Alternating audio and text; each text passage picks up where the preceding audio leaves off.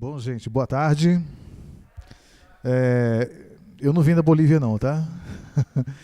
Também não me pergunte sobre CDs de flauta, que eu também não vendo, tá, gente? O pessoal tem mania de achar que eu toco flauta, mas não toco. Meu instrumento é contrabaixo, é gaita e tal. Bom, gente, eu me chamo Naldo de Sá. Quero agradecer antecipadamente o convite da comunidade aqui, do povo de Deus, né, na pessoa do Giovanni e todos vocês que estão tirando um pouco do seu tempo para estar com a gente, né? Atualmente, os meus trabalhos que eu faço, só para que as pessoas conheçam um pouco melhor sobre mim, né? Eu sou locutor de rádio e TV e também faço um programa, sou locutor da Rádio Bola de Neve em São Paulo, a Bola Radio, né, onde eu apresento um programa diariamente, de segunda a sexta-feira, das 19 às 21 horas. É um programa chamado Classic Hits, que é basicamente um programa também que é a história da música. Eu toco músicas lá, a programação é só de música da década de 60, 70, 80, 90 e até aí 2005 mais ou menos, e onde eu apresento as músicas, mas conto um pouco também de fatos, curiosidades, né? A gente vive numa época muito abençoada, graças a Deus, de música, de expressão hoje, que antigamente, até 10 anos atrás, era impossível se falar numa igreja, como a dança, né? A expressão física no sentido mais amplo da participação de um culto. E todas essas coisas que nós vemos hoje, uma bateria, né, que está aqui, belíssima, aliás, todas essas coisas, como a música, que é intrinsecamente ligada aos cultos, ela não foi, as coisas não entraram assim facilmente, né, no contexto religioso, não foi simplesmente aceita, ai que legal, nossa, bateria, show de bola, coloca, vamos tocar aí. Há muitos conflitos, muitos porquês, né, muitos questionamentos. Então a história é repleta de fatos interessantes que devemos o quê? Aprender com a história, valorizar o que nós temos, conhecer onde chegamos, por que chegamos, e até despertar você, quem sabe, para você fazer alguma coisa no futuro diferente, né? Quem sabe, nós temos poucas pessoas aqui, mas nada impede que daqui saia alguém que vai fazer um trabalho revolucionário no Brasil, em qualquer ministério, da dança, do canto, músicos, né? Não sabemos. A história da Bíblia está repleta de pessoas onde Deus escolheu pessoas totalmente improváveis em lugares totalmente improváveis também, né?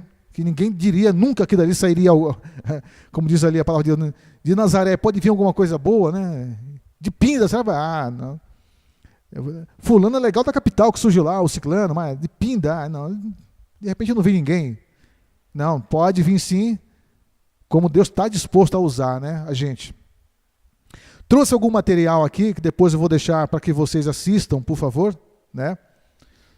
Aqui tem alguns LPs, alguns CDs, né, coisas antigas. Vamos começar pelo começo, que é mais fácil, né?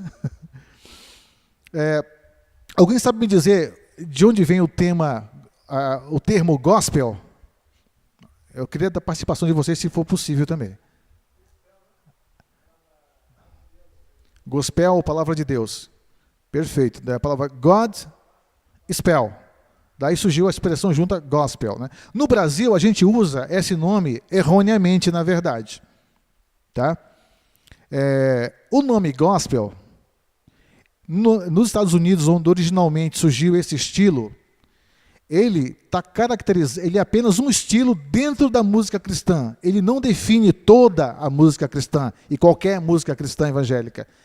Aqui, como aqui no Brasil, né? Aqui no Brasil, Cassiane é gospel, Oficina G3 é gospel, Resgate é gospel, né?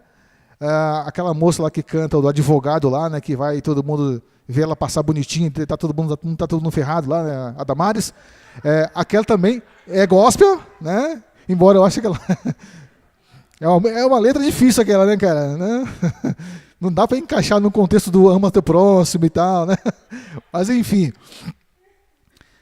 Então a diferença, na verdade, se você chegar nos Estados Unidos e mostrar um CD da Oficina G3 ou algo parecido, ou mesmo de um grupo de louvor, porém mais moderno aí, vamos pegar alguma coisa aí como Livres, olha, CD gospel, ouve aí o americano, ele vai ficar sem entender nada. É como você chegar para o americano e falar, mostrar a banda Sepultura e falar que é carnaval. Ele não vai entender, entendeu? Porque essas músicas, esse estilo de música é caracterizado por música cristã contemporânea. É o nome dela. Contemporânea, ou seja, músicas da atualidade, ritmos atuais, da nossa época. Né? O gospel lá é uma música de origem basicamente negra, com corais, onde inclusive uma voz se destaca, chamando os demais para repetir uma frase. Talvez alguém já viu em filmes ou coisas parecidas. Se alguém não viu, recomendo ver alguns filmes de época. Entre eles, um filme que retrata muito e tem umas cenas muito boas desse parâmetro é um filme chamado A Cor Púrpura, da década de 80.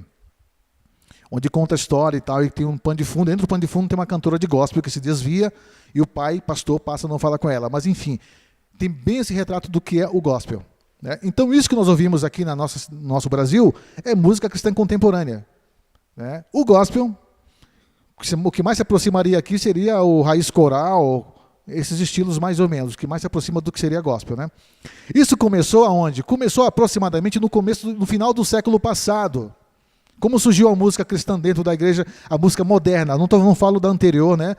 A reforma de Martim Lutero e demais partes. Vamos pegar a história moderna para a gente não a coisa ia tomar uma bola de neve aqui. Né? Nos campos onde havia escravos, as pessoas costumavam cantar para aliviar a dor, né? Esquecer o sofrimento. E muito mais naquela época se cantava a esperança do porvir, porque não havia esperança para o negro, senão trabalhar e morrer. Ele não via muita esperança na vida dele. E você pegava na religião, você pegava na fé. E nesses campos de escravos surgiram então os primeiros, era chamado na época de gritos campais. Né?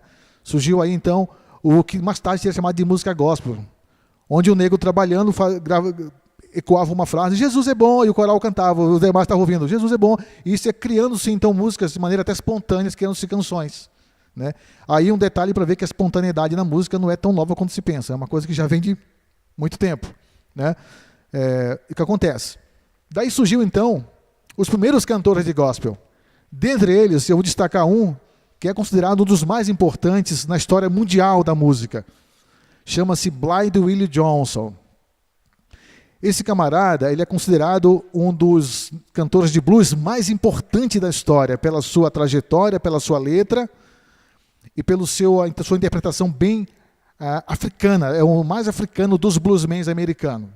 Né? Ele é um cara que até hoje tem muitos seguidores, muita gente que gosta de música e é fã, admirador do trabalho dele. Entre eles, podemos destacar, por exemplo, o guitarrista Eric Clapton, que já gravou um álbum inteirinho só de músicas do Blind Willie Johnson. Há um vídeo aqui, tem uma música, que eu vou passar um pedaço no vídeo, do Blind Willie Johnson, que chama-se Nobody Fault But Mine, ou Ninguém é tão faltoso quanto eu. Ele viveu nas ruas, eram os chamados street singers. Street singers eram as pessoas que iam para a rua cantar, esperando que as pessoas jogassem uma moeda, e ali então daquela moeda você vivia. Né? E ele não nasceu cego. Ele viu a madrasta dele traindo o pai dele, a madrasta muito gente boa, jogou um ácido no olho dele para se vingar. Ele então ficou cego. Né? E eu lembro que na década de 80 foi lançado, a NASA lançou uma cápsula espacial contendo informações sobre a Terra. Essa cápsula não tem endereço certo. É para ela ficar vagando pelo universo, caso haja vida, na concepção deles, né? Se alguém um dia achar uma outra civilização, ali tem informações sobre o que era a Terra, como que era a Terra, quais eram os nossos valores, pintura, arte. E a música escolhida para estar nessa cápsula é a música do Blind Willie Johnson, que a NASA escolheu para ir. Para você ter uma ideia, a importância que na cultura ele tem. Né?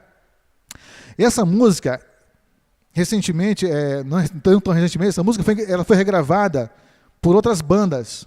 Eu escolhi uma banda aqui que é bem... uma banda inclusive, muito, muito polêmica da década de 70, que o cara era admirador do Blind Willie Johnson. A banda chama Led Zeppelin, em que pouca gente sabe que essa música é cristã e é de um crente que eles regravaram, chamado Nobody Fault But Mine. Eu pedi que o nosso amigo Bruno toque um pedaço dela para a gente começar. Lembrar assim, ele ganhar a vida de uma maneira menos sofrida, era a música. Então muitos deixavam de tocar na igreja para tocar blues lá fora. Era uma maneira de tentar ganhar a vida de uma maneira menos penosa que trabalhando nos campos de algodão, batendo ferro, né, nas rodovias. E muita gente saiu nessa época, e quando as igrejas dessa época, existia uma igreja muito conservadora, existe até hoje, bem conservadora, chamada Igreja de Deus em Cristo, né? E eles não perdoavam, né? Saiu, está tocando para o diabo. Então daí que surgiu esse termo, inclusive, que a gente hoje usa ainda largamente nas igrejas, né? O Thomas A. Dorsey, ele trouxe algumas influências modernas, entre aspas, demais para a música, e ninguém gostava. Até que um dia ele emprestou $5, na época $5 dava para gravar alguma coisa, né? Gravou 500 cópias de um compacto com uma música chamada If You See My Savior, né? Se Você Ver Meu Salvador. Ele havia perdido o pai dele e mandou para as 500 igrejas que não deixavam ele tocar e tudo mais, né? Por conta de achar que ele tem uma influência do blues, que era uma coisa de fora, que era do jazz, que era uma coisa que eles não gostavam também, trazer uma influência. E a partir daí, a música começou a haver uma revolução muito grande, de modo que o Thomas A. Dorsey organizou a primeira associação de músicos no mundo. A americana foi Thomas A. Dorsey que criou a associação. Para quê? A associação, porque ele já tinha feito uma carreira lá fora, ele entendia um pouco mais de organização. Na época, a música evangélica ela não era organizada como é hoje, como aqui no Brasil está organizando ainda devagar. Então acontece, essa associação era um modo de ensinar para as pessoas o seguinte: o que é uma gravação, o que é um contrato, como se grava, como se organiza, quais as bases para se fazer um coral, um quarteto, como você apresentar isso aí, né? As pessoas não sabiam nem ler, basicamente, a maioria tudo analfabeto, década de 1910, 1920. Então ele começou a organizar, criando inclusive encontros de quartetos e corais, para também as pessoas estarem trocando informação sobre canto, sobre talento e estarem aprendendo, né, sobre isso. É um camarada de extrema importância na música cristã. Essa associação existe até hoje nos Estados Unidos. Ele morreu com 90 e tantos anos, compôs mais de 800 cânticos no decorrer da sua vida. Um dos cânticos mais importantes que ele compôs, que aqui no Brasil as igrejas mais antigas conhecem e cantam, é uma canção chamada Paz no Vale, né? Talvez alguém já conheça. E também uma música chamada Precious Lord, Take My Hand. É uma música chamada Precious Lord, Take My Hand. Já foi gravada, inclusive, pelo Elvis Presley na época. Também regravou essa canção, entre outros. Vamos vir para o Brasil. Estou falando dos Estados Unidos, né? E no Brasil, como é que era o cenário da música cristã? No Brasil, as primeiras gravações foram feitas em 1945, mais ou menos, a primeira gravação. Em 78 rotação. Para quem conhece, LP é o LP mais antigo, que roda mais loucão, assim, sabe? Tipo um rally shake, né? Fica pá, aí fica aquele negócio lá. Então, e os caras pioneiros que gravaram no Brasil, os pioneiros da música cristã, chama-se Feliciano Amaral, se alguém talvez conheça. Por sinal, está vivo ainda e cantando. Ele pertence ao livro Guinness como o cantor brasileiro mais velho em atividade, porque ele tem 96 anos e o velhinho continua cantando. Tem uma foto aí na sessão de fotos, eu não sei se vai conseguir expor aí, do Feliciano Amaral, né? Aí vem aí Vitorino Silva, Edgar Martins, são cantores que desbravaram a música cristã nas primeiras gravações. Se não tiver, tudo bem. Tá, né? Tá. Isso foi na década de 40. Nessa época, da década de 1917 a 1960, basicamente, a nossa sinologia era toda americana. Não tínhamos hinos brasileiros, feito dentro do nosso estilo brasileiro. Era tudo importado, né? As nossas igrejas, a maioria, eram fundada por missionários americanos, ingleses, e eles traziam a liturgia deles e faziam uma versão em português e pá, cantava-se aqui, né? Aí na década de 60, final da década de 60, começou uma revolução no Brasil, na música cristã, que veio desencadear no que é hoje. Chegou para cá um americano chamado Jaime Kemp, não sei se alguém já ouviu falar. Jaime Kemp hoje está vivo, é um senhor que se dedica muito a um trabalho com famílias. O Jaime Kemp fundou, na década de 60, 68 para 69, uma missão chamada Vencedoras por Cristo. Visava preparar jovens com cursos, mas também preparar na área da música, né? Aí só no final da década de 70 que os vencedores começaram a gravar alguma coisa. Nessa época, para você ter uma ideia, até a década de 60, não se tocava violão nas igrejas evangélicas no Brasil. Sabia disso? Porque o violão era considerado um instrumento do diabo, do capeta. Porque o violão era um instrumento de boêmios, na visão deles, sabe? Os caras que ficam nos bares, né? Lá, ó. Então, isso não era bem visto. Aí um camarada rebelde na época, né, num bom sentido, chamado Luiz de Carvalho, que hoje já é um senhor de 88 anos, gravou em 70 um LP chamado Obra Santa e colocou um violão na gravação. Gente, por conta disso, o cara ficou 2 anos sem cantar em nenhuma igreja. Ele chegava no templo e o pessoal fala, estou contando uma história que ele me contou pessoalmente, ele está vivo ainda. Ele chegava no templo e o pastor falava com ele, irmão, o irmão entra, mas esse instrumento do capeta fica, né?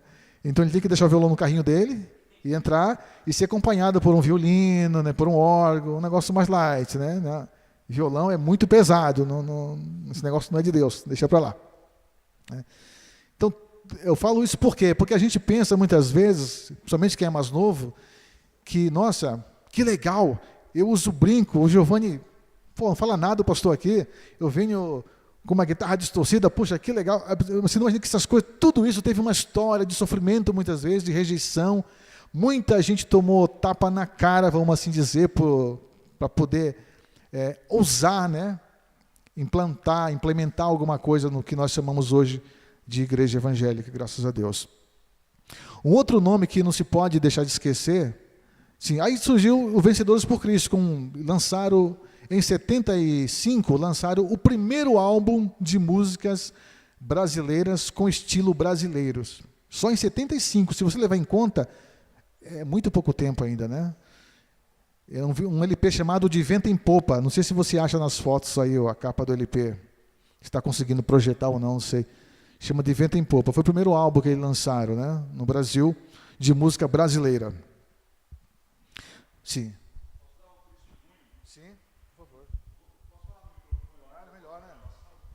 Eu que não vou deixar o chefe falar? Gente, eu vou usar o microfone porque está gravando, então é importante. Para vocês terem uma ideia, eu sou de uma época em que os diáconos da igreja, eles escondiam a bateria no porão da igreja, para a gente não tocar a bateria no culto. Então a gente ia domingo à tarde, ensaiava com a bateria, colocava num cantinho bem escondida, a bateria no salão da igreja, ensaiava, deixava tudo arrumadinho. Chegava na hora do culto, a bateria tinha sumido. O diácono esperava a gente ir embora, abria a igreja, catava a bateria, escondia no porão. Isso acontecia várias vezes, a gente não sabia o que era. Um dia descobrimos que estava no porão. Então, alguns instrumentos eram tratados assim na igreja, como sendo do diabo, e eles nos enganavam dessa forma, por causa dessa mentalidade, né, errada. É por isso que nessa época eu costumava dizer para os irmãos, resistir aos diáconos e eles fugirão de vós. Porque era um jeito de, né, porque os caras realmente pegavam no pé da gente, né? Então, resistir aos diáconos que eles desistem da gente, entendeu?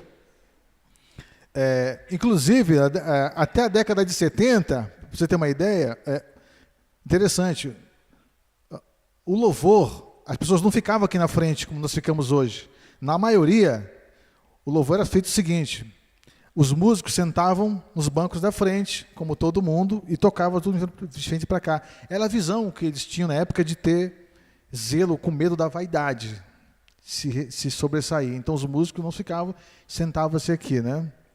E fazíamos o louvor sentado. Não disse agora de cantar com palminha, não. Isso aí surgiu De 70 para cá, basicamente, com a vinda da igreja quadrangular, foi uma igreja que, na época, foi revolucionária, porque eles vieram com novidades, com cânticos mais animados e palmas, que acabou contagiando outras igrejas. Então, a palma, ela só veio entrar na vida do evangélico, na nossa liturgia, em 70, mais ou menos, né? 70 para cá, mais ou menos. Depois surgiram alguns nomes no Brasil, importantes, né? Então, nessa época, aconteceu... Para não me perder, deixa eu ver aqui, parte 2 aqui da Revolução, né? Sim, e a década de 70 foi uma época muito importante, não só no mundo da música secular. Quem ouve música de modo geral, sempre ouve, talvez, as pessoas falam assim, década de 70, essa foi uma época boa de bandas legais, e tal, não é verdade? Todo mundo se destaca a banda secular e tal. Só que as pessoas não imaginam o que aconteceu de fantástico na década de 70 no meio evangélico também, gente. Muito louco o negócio aconteceu. O que aconteceu? Havia um movimento hippie, que foi vasto no mundo inteiro, e o Brasil também foi afetado, né? Era a época da guerra do Vietnã, era a época das drogas liberadas, não havia AIDS, então era faça amor, não faça guerra. O mundo estava realmente totalmente experimental, a coisa assim, vamos se dizer, né? E muita gente entrou para o mundo das drogas buscando alguma coisa. Ao contrário do que acontece muitas vezes hoje a maioria dos caras se drogam só por se drogar. É a curtição da loucura pela loucura. Na década de 70, a busca era por algo sobrenatural, era por uma experiência cósmica ou espiritual, sabe? Embora sendo uma coisa totalmente perdida, o sentimento da galera era honesto no sentido de buscar alguma coisa. É o que difere muito de hoje. Eu tenho em casa uns vídeos que são raros, que falam sobre o festival de Woodstock, em que mostra toda a trajetória do festival, inclusive a montagem do palco, como foi feita e tudo, e tem muito depoimento de pessoas comuns que iam chegando. Um cara importantíssimo que surgiu nessa época, um camarada chamado Larry Norman. O Larry Norman é considerado o pai da música cristã moderna, juntamente com a banda Hess. Por quê? O Larry Norman lançou o primeiro trabalho, podemos dizer assim, de rock dentro das igrejas, né? Ele, inclusive, na década de 70, ele lançou uma música com uma frase que até hoje ela soa muito forte. Em inglês é Why should the devil have all the good music? Ou Por que só o diabo tem que ter a boa música? É um título sensacional, né? Em que ele questionava isso. Vem cá, por que vocês acham ruim de a gente usar tal ritmos assim e assado? Então, por que só o diabo tem que ter a boa música? Ele lançou em 70. Aí surgiu um movimento chamado Jesus People, em que muitas comunidades surgiram nessa época. Inclusive, uma delas tem uma história muito curiosa.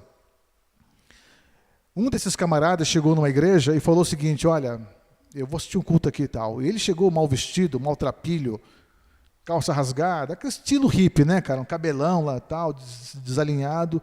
Sentou no banco da igreja para assistir um culto. Ele era um desses caras malucos que estava se reconectando com a fé, aquela coisa toda. Aí ele chegava para o cara e perguntou para o porteiro, diácono que estava lá, falou assim: olha, quando é que vai começar a acontecer as coisas aí? Aí o cara olhava para ele e falou: não, que coisa, fica sentado aí, cara, quietinho, assiste o culto aí, cara, não fala nada não. Aí ele tentou, né, perguntar mais umas 2, 3 vezes, e o cara mandava ele sentar. Senta, cara, fica quietinho, ouça, assiste o culto aí e tal. Aí acabou o culto, ele perguntou para o cara, afinal de contas, o que é que você está querendo? O que você quer saber? Ah, cara, é que me falaram que quando acontece reunião de santos, que há manifestações do Espírito Santo, que há alegria, que há cura, e, né, falou algumas coisas. E pasmem, o cara olhou para ele e falou o seguinte: olha, meu amigo, aqui nessa igreja, nós falamos sobre isso, nós pregamos sobre isso, mas aqui não acontece isso. Aí o cara falou: bom, então, muito obrigado, deixa eu ir para minha casa, né, fazer meu culto com meus malucos que estão indo lá em casa. E daí surgiu o ministério que hoje você conhece como Vineyard. Foi fundador do ministério Vineyard, daí surgiu esse e outros ministérios. Eu contei apenas uma história, podia contar umas outras, mas para você ter uma ideia do impacto que foi os malucos dessa época, né? E as pessoas simplesmente saíam nas ruas pregando o evangelho. Os malucos saíam, sabe, falando, eles iam para as praças pregar, iam nas praias, as pessoas se convertiam. Foi um movimento de Jesus Freak. Ele revolucionou a música, não só a arte dentro da igreja, como o louvor que você conhece hoje surgiu daí, na verdade, essa quebra de paradigma. Tem o vídeo 5 aí. O vídeo 5 tem várias imagens dessa época do movimento Jesus People para você conhecer. Você vai gostar das imagens. Tem músicas da época. Em seguida surgiu grupos que mais tarde seriam considerados o pai da música gospel, né? Chamada aí de Rebanhão, Sinal de Alerta. Alguém ouviu falar nessas bandas já? Pelo menos de nome? Você ouviu? Pelo menos ouviu? Bem. Então grupos que surgiram com uma contraproposta diferente, né? De contemporaneizar a mensagem do evangelho. Porque até então, os nossos cânticos, como eu falei, eram só cânticos traduzidos e muitos de forma muito clássica, tradicional. Então a gente perdia um pouco o ritmo da coisa. Por exemplo, eu lembro de um cântico quando eu era criança, que eu ouvia, que eu ficava encafifado. Cara, o que é isso? A letra começava assim, se das vidas vagas procelosas são. Caramba, que é? Isso é um quebra-língua, cara, eu não consigo entender que era isso. Então tinha umas coisas muito malucas. Surgiu nessa época, então, grandes nomes da música. No meio do louvor, na parte de louvor e adoração, particularmente, surgiu um camarada que foi também um dos pioneiros, chamado Asaf Borba. Alguém conhece? Ouviu falar? Asaf Borba é um cara muito conhecido. Na época, antes de fundar o Ministério de Louvor do Asaf Borba, que ele começou a carreira, na verdade, uma carreira solo, chamado Dom e Asaf. Né? Ele juntou com o norte-americano e fazia uns cânticos meio acústicos. Inclusive tem um LP aqui muito, muito antigo, que o Asaf Borba está irreconhecível aqui, né? Que é o Dom e Asaf. É década de 70, no final da década de 70, quando o Asaf Borba começou. Ele está parecendo o cara aqui do Hulk, né? Serial da década de 70 aqui. Né? Aqui tem alguns LPs antigos da década de 70, tá? Chamado Godspell, tá vendo? Que é de um musical, né? Os cristãos malucos faziam umas coisas bem psicodélicas, né? Da época, né? Década de 80, com esse movimento do Jesus Freak, muita coisa interessante surgiu no mundo. Muitos artistas tiveram encontro com Cristo e muitos foram impactados. Alguns acabaram até trilhando durante algum tempo de maneira muito firme o evangelho e gravando trabalhos, obras, por exemplo, como esse aqui, olha. Esse aqui é um LP da década de 80 do Bob Dylan, chamado Saved. É um LP muito importante que fala da conversão dele, basicamente, do Bob Dylan, né? Se chama Saved. É um LP da década de 70, que ele foi um trabalho revolucionário, né? O que mais? Fora do contexto do Rebanhão, aí surgiu então, começou a surgir as comunidades no Brasil, né? As comunidades evangélicas. E com o Rebanhão surgiu o contexto da música. A música começou a ficar mais contemporaneizada. As pessoas começaram a escrever de maneira que as pessoas entendessem a língua da moçada, vamos assim dizer, né? Mas isso foi um embate muito grande, foi um problema muito sério, porque o que acontecia? As igrejas não aceitavam. Eu lembro que quando o Rebanhão lançou o primeiro trabalho deles, ele foi muito maluco também, muito ousado, né? Na capa do LP do Rebanhão, ele está com a camisa bem aberta. Está aí a foto? Está vendo a camisa do cara? Olha, camarada. Resultado, as igrejas da época, todas mandaram uma espécie de memorando, o seguinte, olha, vamos queimar e quebrar todos os discos do Rebanhão. Aí os irmãos iam para a praça e pá, quebraram todo mundo, né? Simplesmente por causa da música. Aí esse LP foi lançado depois, novamente, com uma tarja ali em cima, né? Porque os irmãos acharam um escândalo, a camisa do cara estar aberta. E sabe em que contexto foi? O camarada que está de barba aqui, hoje é bem conhecido também dentro da área de louvor e adoração, que é o Carlinho Félix, né? Que era da época do Rebanhão, né? E eram pessoas destemidas, pessoas que não tinham medo de falar do evangelho, de pregar, né? Eu conheci o Janires nessa época, foi a época que a minha vida também começou a passar por essas mudanças. E eu lembro que nós estávamos no Rio de Janeiro, nós íamos fazer um evangelismo, e eu estava com ele dentro de um ônibus, nós estávamos indo para um bairro para o outro. E o Janires parecia o Bozo, né, cara? Aquele cabelo assim, negão assim e tal, uma bolsa de couro, eu com o cabelo aqui, e vamos embora. Né? Então era o típico índio, né? Cabelo até aqui era Apache puro, né, cara? E um alvo especial da polícia, né? A polícia adorava a gente, né? Eu tomava batida assim semanalmente, várias, né?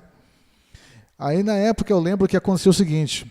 Eu estava no ônibus com o Janires e o ônibus parou e a polícia entrou porque parece que houve um assalto lá atrás e o pessoal queria saber se o bandido estava no ônibus que nós estávamos, né?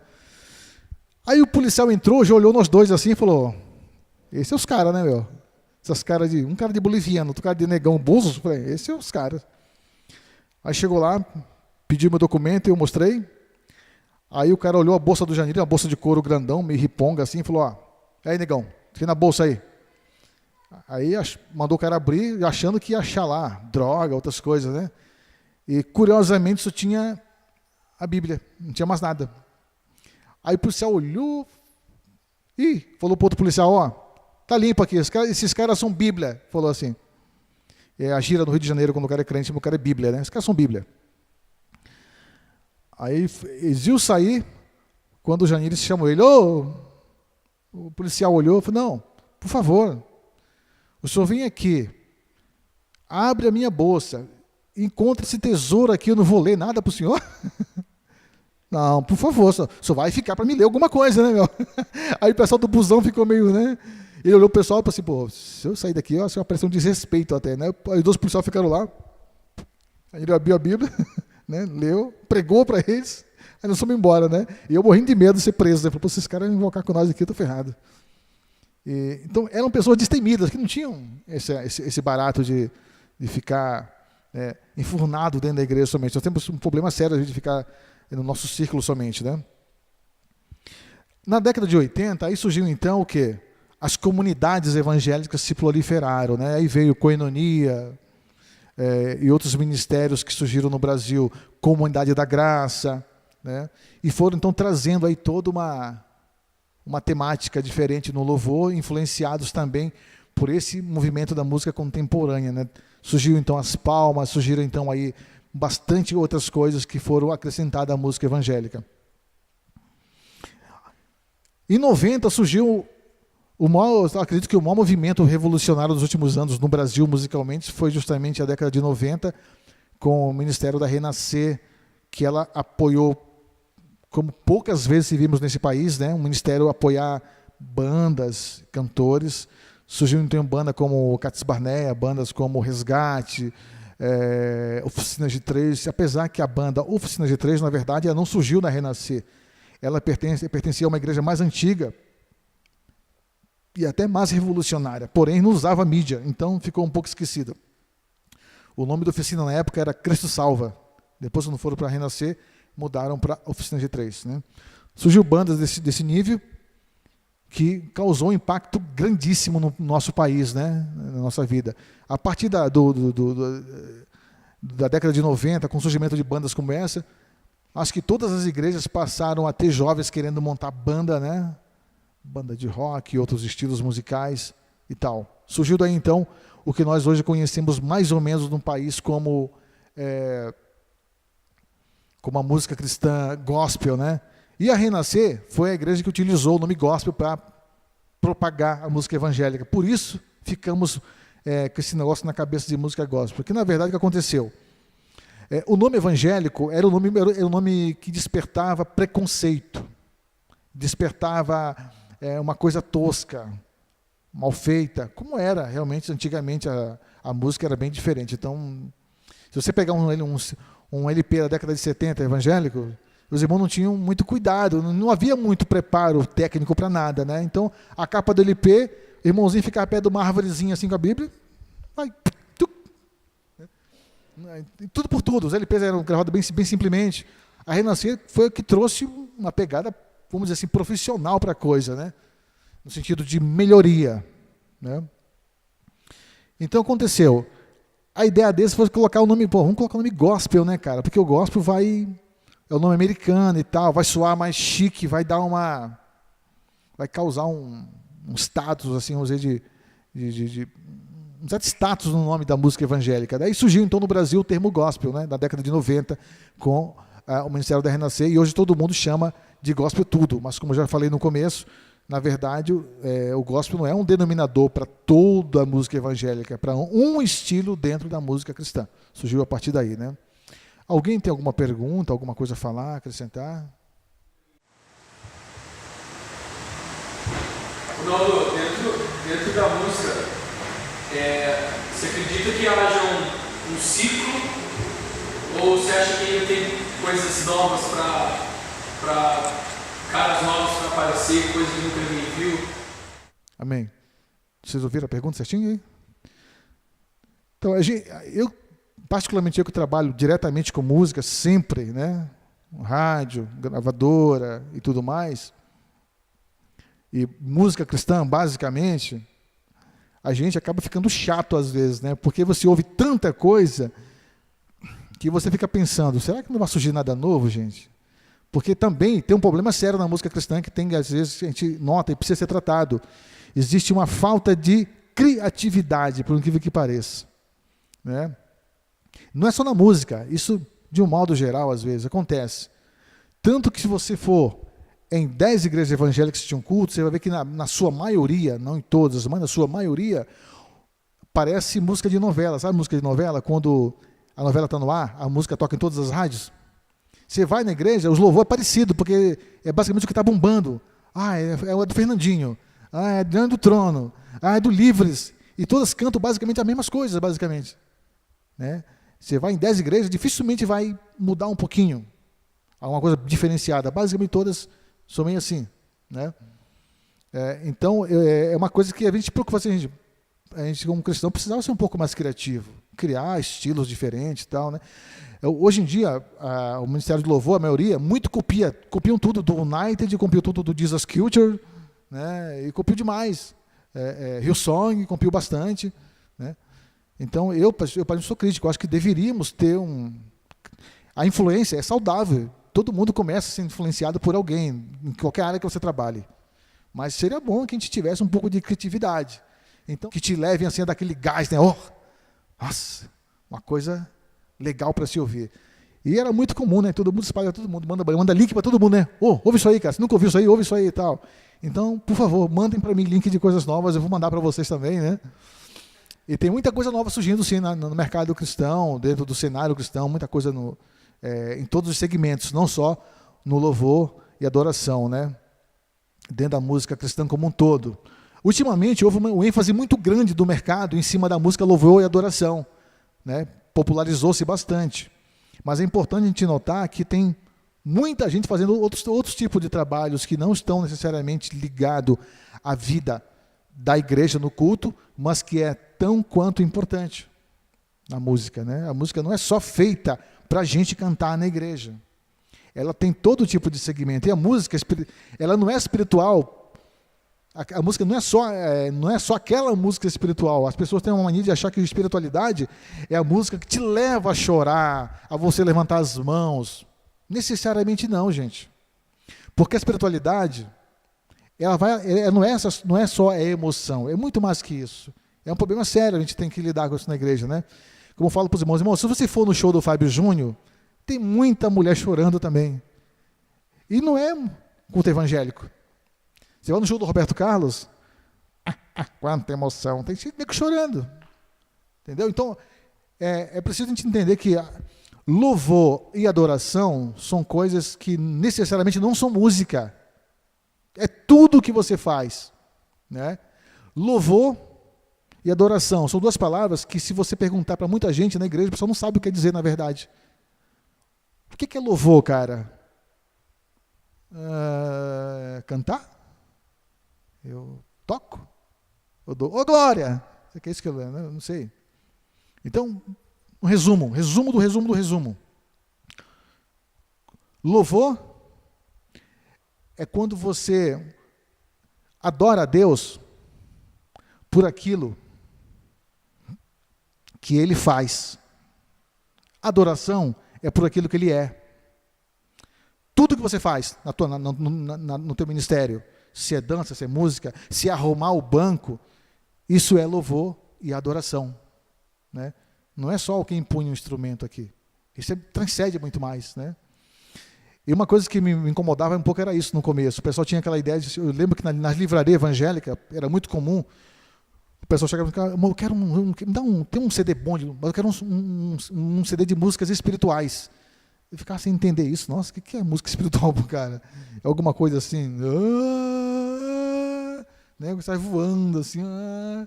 Eu falei, irmão, a espiritualidade não é um estilo de música, é um estilo de vida, né? O que existe é música adequada para a reunião certa, mas elas todas empunhadas de maneira pura perante Deus, é louvor, tudo para Ele é louvor, porque Deus não ama um estilo de música. Eu escrevo para sites e revistas, né? Já há vários anos colaboro com revistas, com sites, e uma revista que eu colaboro ultimamente, que eu sou colunista da revista, inclusive essa revista que é a última que saiu agora semana passada, chama-se Felicidade. Eu não estou fazendo propaganda da revista, tá? É só para vocês conhecerem. Essa aqui é uma revista da Igreja Batista de São José dos Campos, da PIB, aquela igreja gigantesca que tem lá. Eu colaboro como colunista da revista, que tem uma matéria minha. Então eu escrevo já há vários anos para sites, para revistas. E uma matéria que eu escrevi uma vez foi falando sobre isso.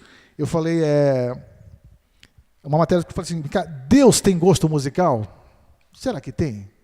A gente se pergunta às vezes, né? Porque chega um ponto, principalmente quem gosta de algumas coisas diferentes, a gente acaba meio pressionado, né, pelos irmãos, né? Não, você tem que ouvir Fernandinho, cara. Senão você não é um cara assim, espiritual. Né? Você tem que ouvir o fulano, senão não é espiritual. E às vezes você gosta de trabalhos diferentes, necessariamente. Né? Então eu perguntei para essa gente, mas Deus tem gosto musical, será? Será que Deus está lá em cima do alto trono pensando assim, olha, aquele cara de vermelho cabeludinho tocando o som lá, legalzinho, mas eu gosto mesmo é do André Valadão. Esse cara sim, esse cara mexe comigo, hein? Né? É como se Deus tivesse um gosto humano, né? Deus não tem, na verdade, esse gosto humano, porque a música, como tudo na vida, é passageiro, né? Tirando o cobrador e motorista, né? Tudo é passageiro. Então o que acontece? Tudo isso passa, o estilo musical passa. O que nós estamos cantando e tocando hoje aqui como uma coisa show de bola, nossa, isso aqui é o máximo, e é para o nosso tempo realmente. Mas quem tem filho aqui, como o Bruno tem a filhinha dele novinha, daqui a 20 anos você vai cantar essas coisas aqui, sua filhinha vai falar, pai, que coisa careta, hein? Você cantava na sua época isso?